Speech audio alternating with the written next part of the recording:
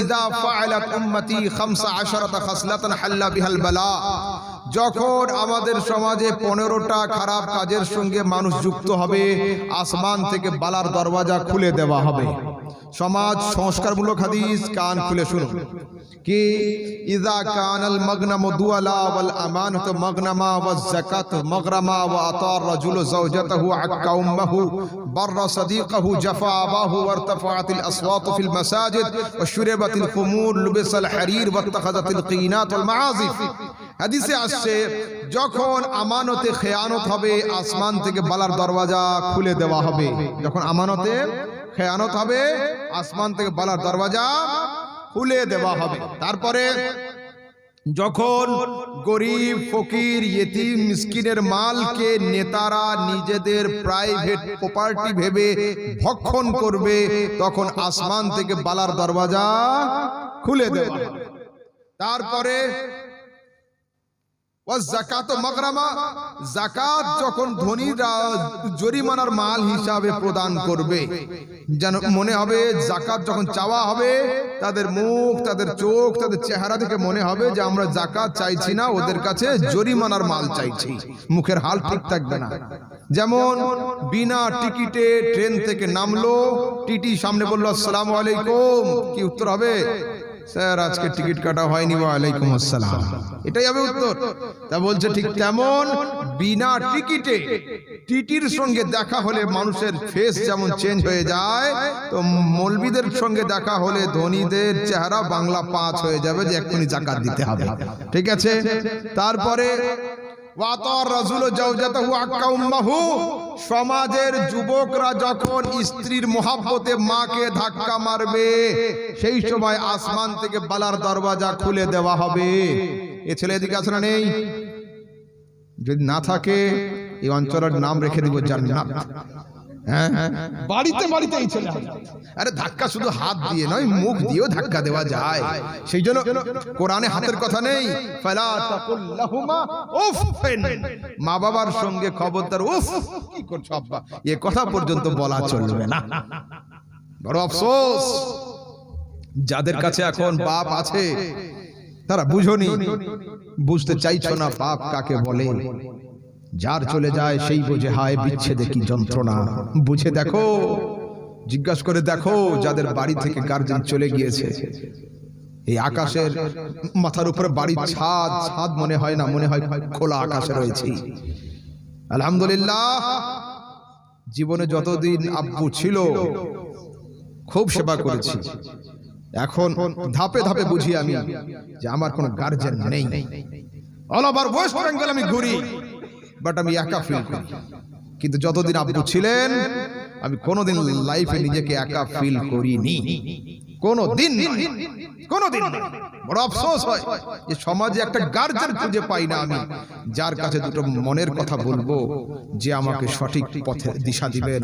আমার আব্বু হুজুর যেমন শরিয়তের মুর্শিদ ছিলেন, আমার তরিকতের মুর্শিদও তিনিই ছিলেন। তিনি আমার দুদিককার পথ, দুদিককার ব্যালেন্স আমাকে ঠিক মতো দেখাতেন প্রত্যেকটা ধাপে, প্রত্যেকটা জায়গাতে। আজ বড় আফসোস হয়, কষ্ট হয়, আব্বু চলে গিয়েছেন তো অনেকের বাপ গিয়েছে, কারোর স্বামী গিয়েছে, কারোর ভাই গিয়েছে, কারোর চাচা গিয়েছে।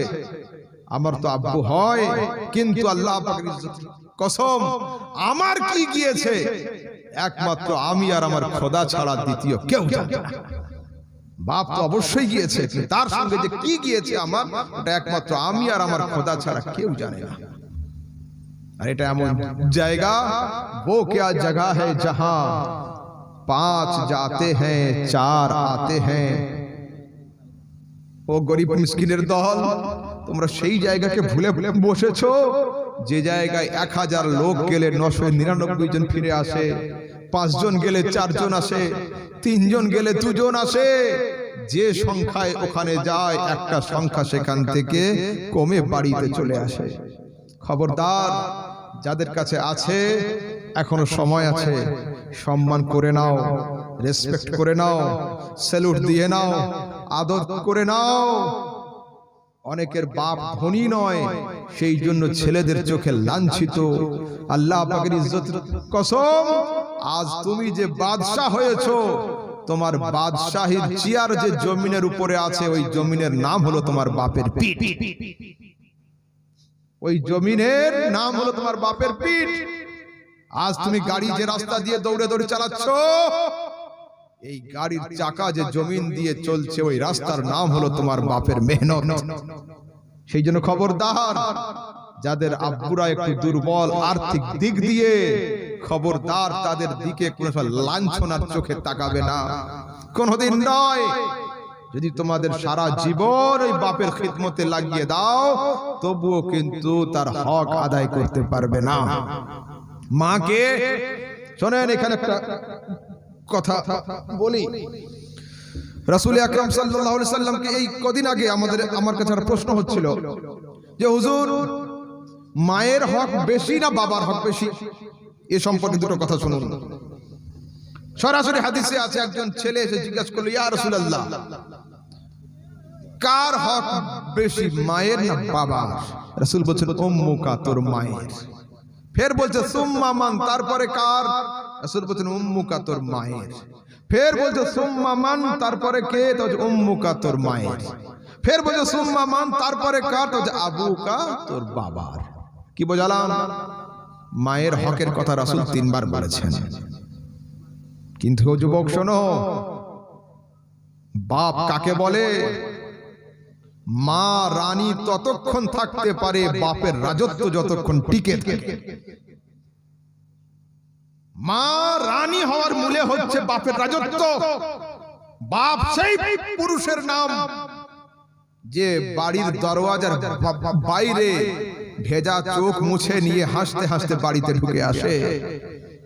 বাড়িতে যারা বেটা ছেলে আছো, খবরদার, মহিলারা এই ছেলেদেরকে কোনো সময় ছোট করবে না। রাসূলের কাছে 7 জন মেয়ে হাজির হলো, ইয়া রাসূলুল্লাহ, স্বামীর হক কতটা?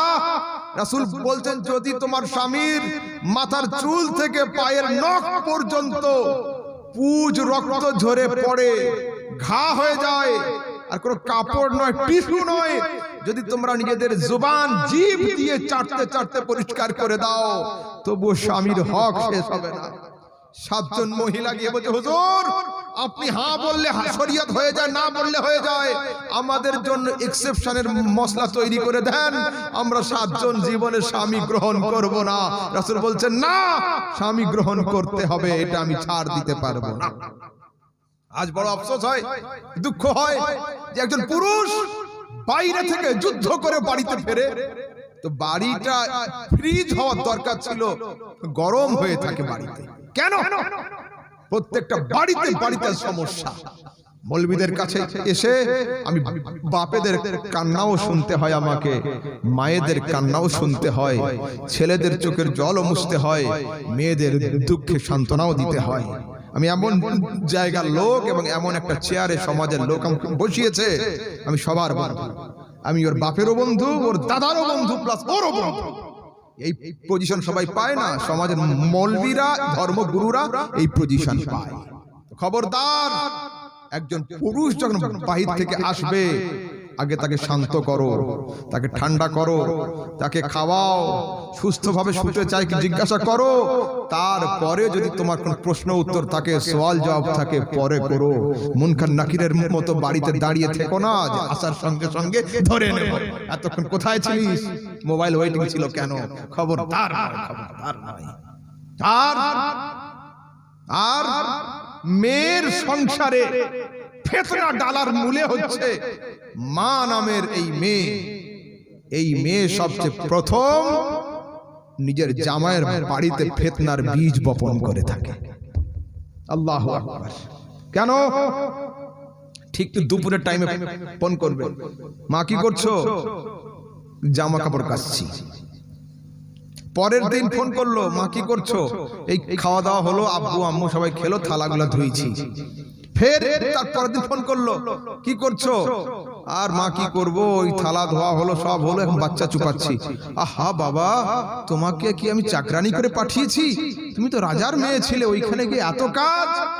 ও কিন্তু একবার ভাবেনি যে ও যে কাজ করছে ওর মেয়ে বাড়িতে, ওর ডবল কাজ একে করতে হয় বাড়িতে। এই যে মেয়ের কানে মা বলে দিল যে তুমি তো রানীর মেয়ে ছিলে, ওখানে গিয়ে কি চাকরানি হয়েছো, বাস ফিতনার গাছ ওইখানে বাড়তে শুরু করলো। আর এ ফসফস ফসফস ফসফস করতে করতে একদিন অ্যাটম বোমের মতো ফেটে উঠবে, তোমার সংসারে আমি থাকি না, হয় আমাকে তালাক দাও আর নয় তুমি আত্মহত্যা করবো। হায় আফসোস, না তালাকের হক তোমার, না আত্মহত্যার হক তোমার, দুটোর মধ্যে কোনটার হক তোমার নাই। ওয়াবে ইয়াদি উকদাতুন নিকাহ, পুরুষের হাতে আল্লাহ তাবারক ওয়া তাআলা বিয়ের বন্ধন রেখেছেন। ও চাইলে গিট মেরে রাখবে, ও চাইলে গিট খুলে দিবে। এই কয়েকদিন আগে একটা বিয়েতে গিয়েছিলাম, তো বিয়েতে যে কাবিননামা তৈরি হচ্ছে সরকারি, এখন ওতে একটা পয়েন্টে সই করতে হচ্ছে, টিক মারতে হচ্ছে কি, যে মেয়ে যদি নিজে নিজে চায় ডিভোর্স যেন নিতে পারে। ইসলাম শরিয়তের পারমিশন দেয় না। ওই বিয়ের মজলিসে মুফতি ফজলুর রহমান সাহেব, আমি আরো সবাই ছিলাম, ৮ ঘন্টা ধরে কাজীদের সঙ্গে ঝগড়া করেছি। মেয়ে পক্ষের ভাইয়েরা এসে বলছে না, তালাকের পাওয়ার আমাদের বোনের হাতে থাকার দরকার। আমি বলি হায় আফসোস, আজকের বিয়ের প্রথম দিন, এখনো বিয়ে ঠিকঠাক হয়নি, এখন থেকে তোদের মাথায় তালাকের চিন্তা আসলো। দোয়া তো কর যে সারা জীবনের মধ্যে জুদাই না হয়, সংসার ভেঙে যেন না যায়, এইখানেও যেন সঙ্গে থাকে, কিয়ামতে যেন সঙ্গে ওঠে, আর জান্নাতে দুজন যেন একসঙ্গে থাকতে পারে, সেই দোয়া কর। এখন থেকে তালাক তালাক তালাক, হায় আফসোস হায় আফসোস, সমাজ ভেঙে গেল। আর দুনিয়ার শায়ের আর কবিদের উপরে আমার বড় আফসোস।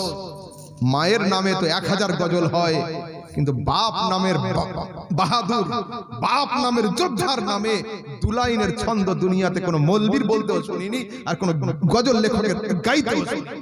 বড় আফসোস। অথচ বাপ নামের বাহাদুর যতক্ষণ মাথা উঁচু করে থাকে, মা নামের রানী ততক্ষণ রাজত্ব টিকিয়ে রাখতে পারে। বাপ যেদিন বোল্ড আউট হয়ে যাবে, মায়ের রানীত্ব কিন্তু সেদিন থাকবে না। এর খবরদার, মা রেসপেক্টেড, বাপ রেসপেক্টেড, তোমরা দুইজনকে সম্মান করো এবং দুইজনের খিদমত করো। এই পর্যন্ত শেষ করছি। বলার মধ্যে যদি কোনো ত্রুটি হয়ে থাকে আল্লাহ তাবারক ওয়া তাআলা। জি জি, মা বোনদের দিক থেকে কোনো প্রশ্ন নাই, হুজুরের কাছে একটা আবেদন রেখেছেন, হুজুরের মুখ থেকে একটা গাজাল শুনবো। মাফ করবেন।